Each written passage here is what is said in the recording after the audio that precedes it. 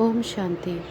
हम सभी ब्राह्मण बच्चे ये चाहते हैं कि हमारे संकल्प सिद्ध हों और हमारे संकल्पों में हमें सफलता प्राप्त हो।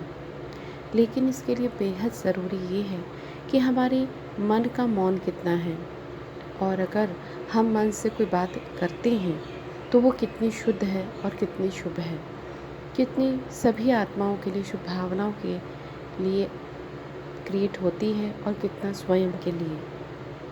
जब तक हमारे अपने संकल्प स्वयं के लिए और दूसरों के लिए शुभ नहीं होंगे, तब तक हमारे जो संकल्प हैं वो बिखरते ही जाएंगे। जैसे कि किसी भी ज़मीन को उपजाऊ करने के बाद अनगिनत ऐसे ही बीज डाले जाते हैं, लेकिन उनमें से कोई बीज ही फलीभूत होता है या अन्न देता है या हमें फल देता है।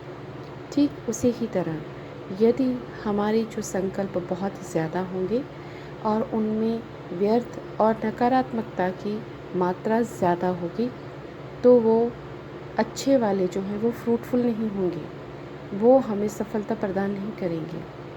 इसीलिए हमें हमेशा संकल्प शुद्ध करने हैं और संकल्पों की क्वांटिटी है वो कम करनी है, क्वालिटी ज़्यादा अच्छी करनी है।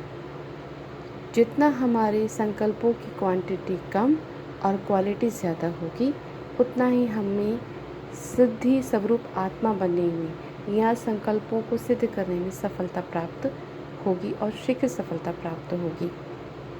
और साथ ही साथ हमें बाबा के ज्ञान के अनुसार ये समझ लेना बहुत ज़रूरी है कि हम पास्ट में क्या थे और अब क्या बनने वाले हैं।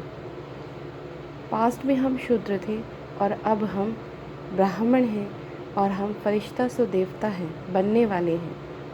तो हमारे संकल्पों को कैसा होना चाहिए?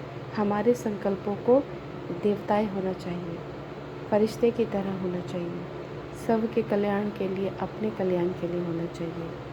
तो जब तक ये भावना क्रिएट नहीं होती है, हम आत्मा स्वीकार नहीं करते हैं, जब तक इसका हमें अनुभव या फील नहीं आता है, तब तक हम सिद्धि स्वरूप आत्मा या कोई भी संकल्प या योग का कोई भी प्रयोग करते हैं, उसमें हमें सफलता नहीं मिलती है।